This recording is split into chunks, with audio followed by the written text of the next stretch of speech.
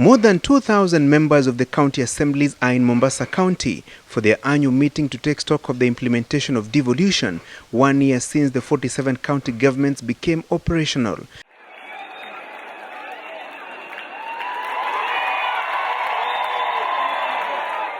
But proposals by Aina Moi lawmaker Benjamin Langat and his Mwingi Central counterpart Joe Mutambu to amend the constitution to reduce the number of electoral units and do away with the nomination slots in parliament and the county assemblies dominated, with MCAs challenging the president to state the government's stand on the suggested amendments. Tuko naye Mheshimiwa Shebesh, tuko naye Mheshimiwa Millie Odhiambo, na tuko na Sofia Abdi Nur.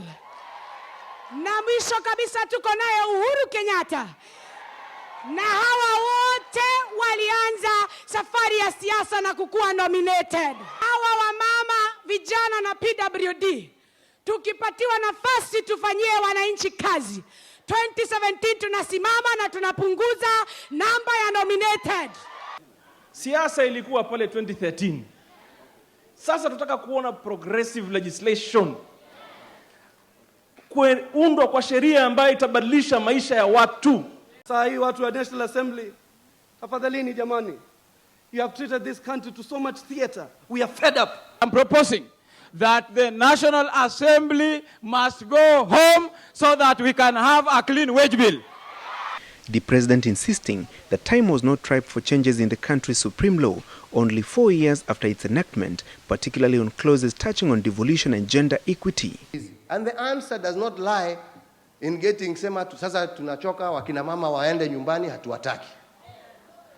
Hatuwezi kusema governor akiona kitu ambaye anasema hii tuende sasa tukabadilishe katiba kwa sababu governor is not happy. No. Let us give this constitution time. Let us work together. There is also a need to better understand the role of women appointed through affirmative action. Their role is not to fetch resources from public institutions and distribute these to fellow women in need. Otherwise, women will always be fetchers of one item or other.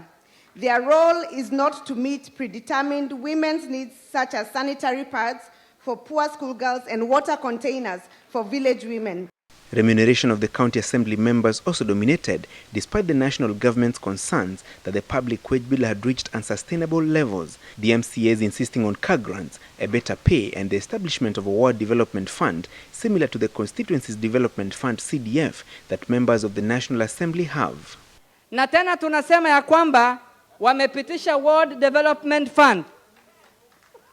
Tukasikia controller of budget amesema it is unconstitutional.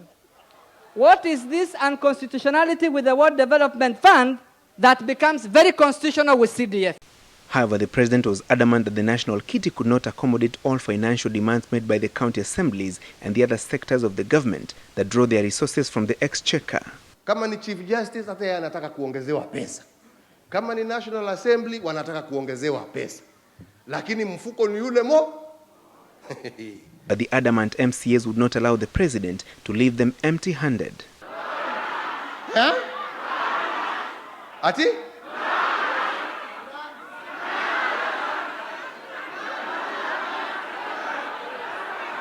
Gari. Hiyo mmesema pia ni haki, kwa sababu kama itakuwa loan, iwe loan kwa kila mtu. Kama itakuwa grant, lazima iwe grant kwa kila mtu. Hiyo ni haki. Haki ni haki. Haki ni haki. I summon you to the defense of our devolved system of government as by law established, lest it falls into disuse and dies the second death due to negligence, corruption, and notoriously numerous Kenyan issues of division. The County Assembly's forum concludes its conference tomorrow, and the Commission of Revenue Allocation is expected to delve into the contentious matter of division of revenue between the national government and the 47 county governments. Proposals to amend the constitution to reduce the number of constituencies and wards and also to scrap the nomination slots will require the support of at least 233 members of the National Assembly and a majority of the Kenyan registered voters at the ballot. And the county assembly representatives are vowing to use their influence at the grassroots to ensure that the motion fails should it reach the referendum point. Francis Gachuri, Citizen Weekend, Mombasa County.